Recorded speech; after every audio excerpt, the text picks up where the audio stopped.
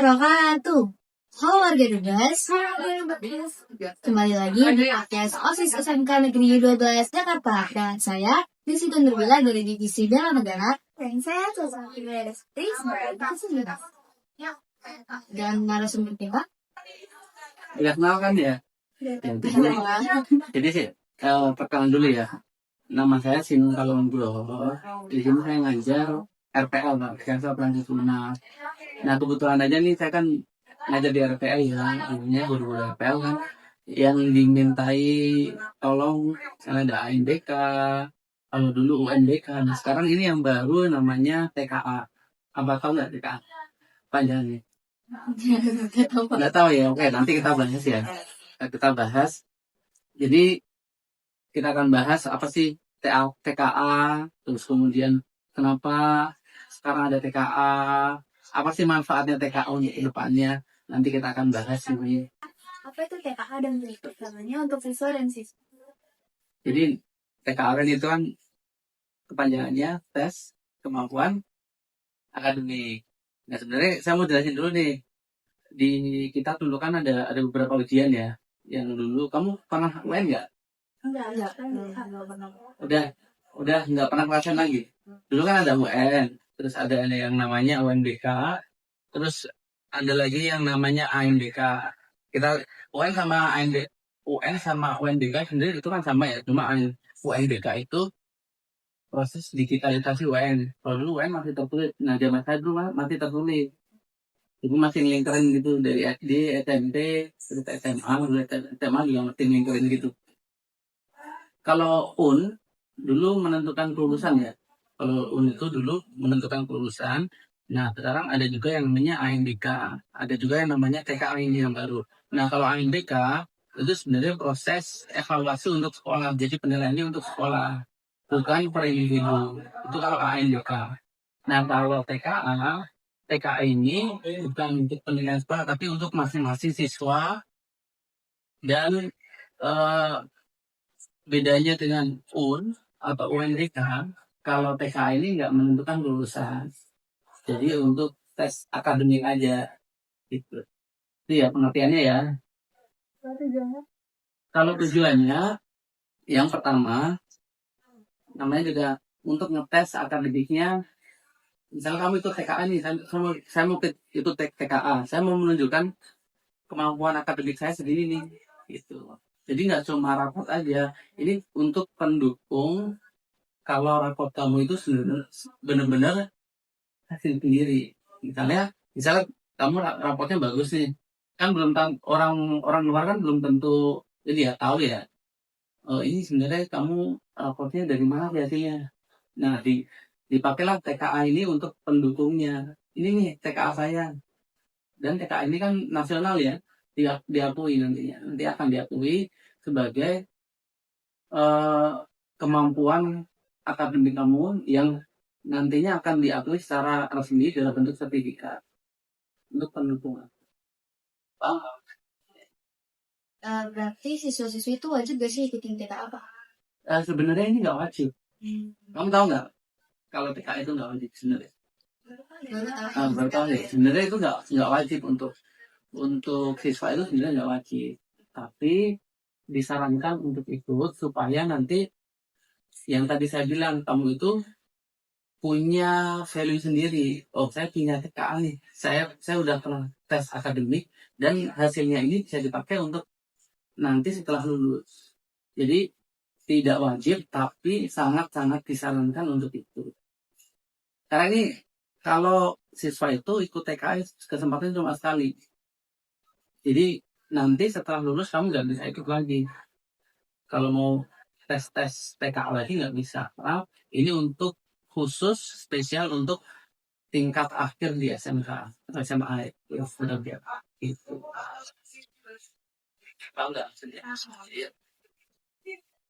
Bagaimana sih Pak sistem ujian TKA ini apakah sama dengan UTBK itu yang per sesi atau enggak? Nah kalau TKA ini nanti akan terbagi 2 hari. Jadi ujiannya 2 hari.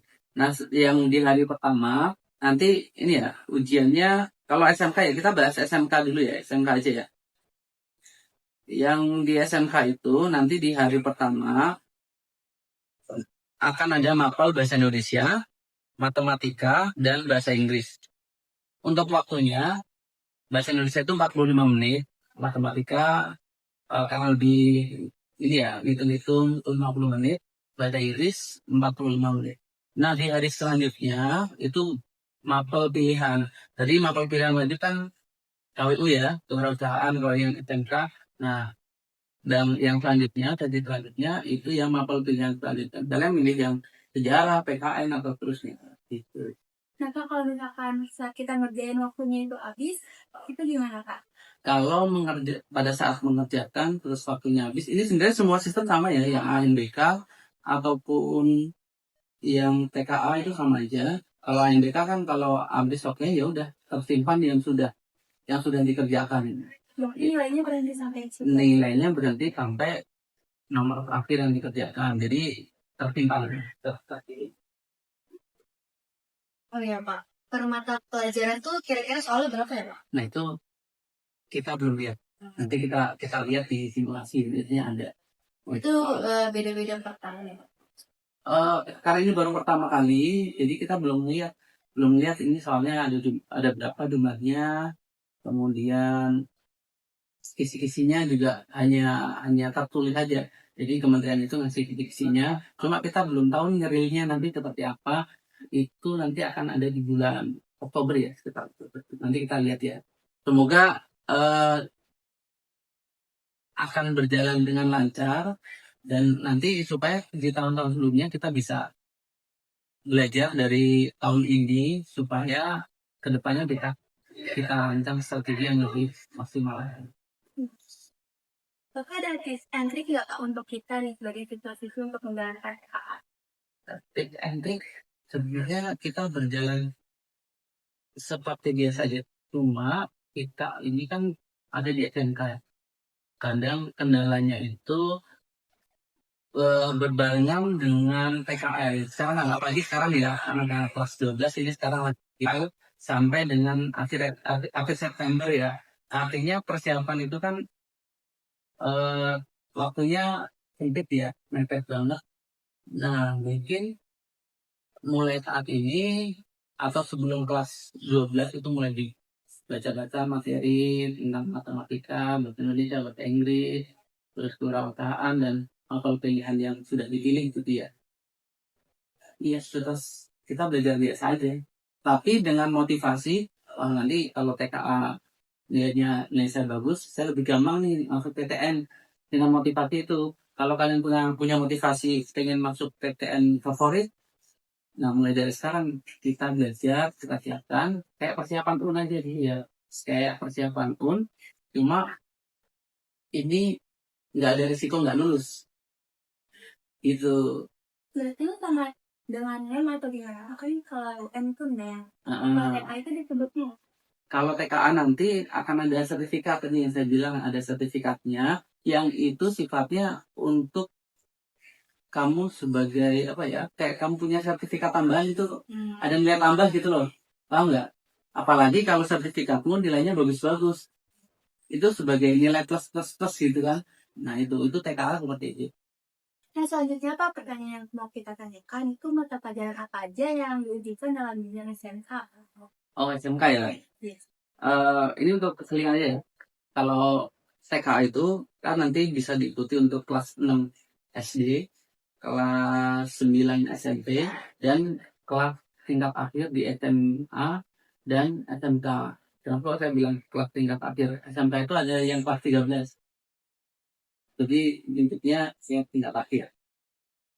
Kalau SMP dan SD itu ada dua, saya nggak hafal nih. Yang pertama itu bahasa Indonesia sama matematika, itu untuk SD sama SMP.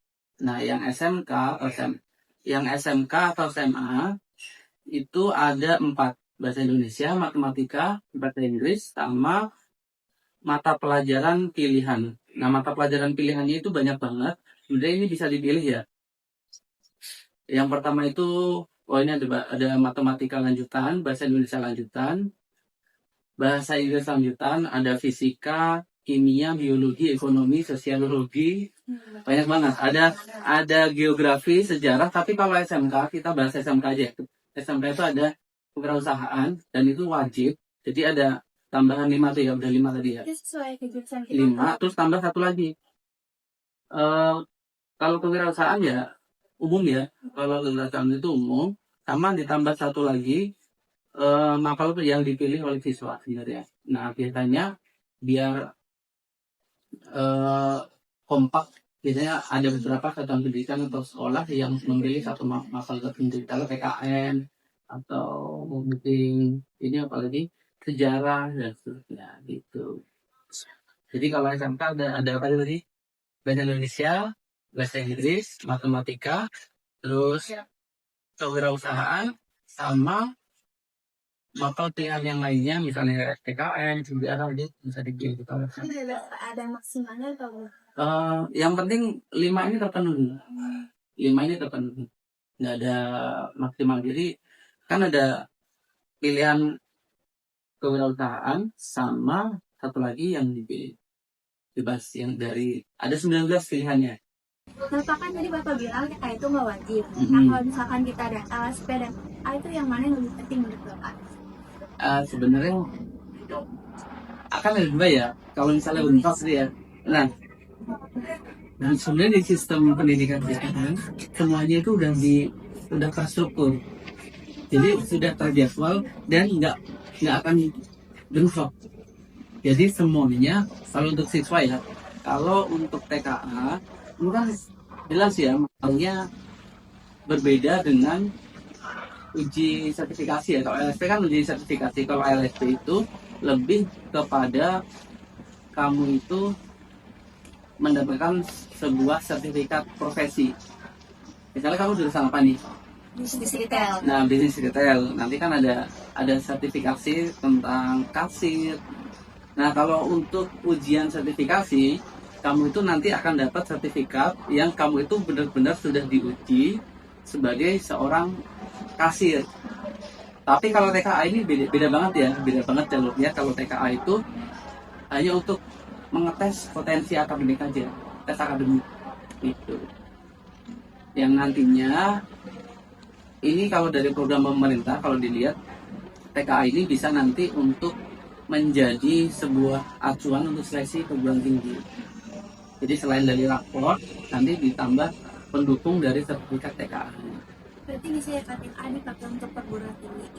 Untuk pelaksana ke depan, pemerintah akan membuat satu kebijakan yang bisa membuat sertifikat TKA ini bisa bermanfaat untuk nanti kalian masuk ke perguruan tinggi. Gitu. Nah Pak, berarti TKA itu 11 lah ya Pak, sama UN nggak jauh beda. Terus sifatnya yang lanjutnya? Sebenarnya nggak 11-12 sih. Hampir sama ya, cuma tapi ya selain kalau Untan dulu makanya sudah Untan ya. Nah kalau TKA ini ada mapel pilihan, jadi aja sih bedanya. Dan TKA itu nggak menentukan dulu menunjukkan kelulusan kayaknya dulu itu apalagi dulu di angkatan saya belajarnya itu udah mulai dari kelas 12 udah mulai belajar. Ada dikduknya. Nah kalau TKA, nah ini ya mungkin minusnya di sini.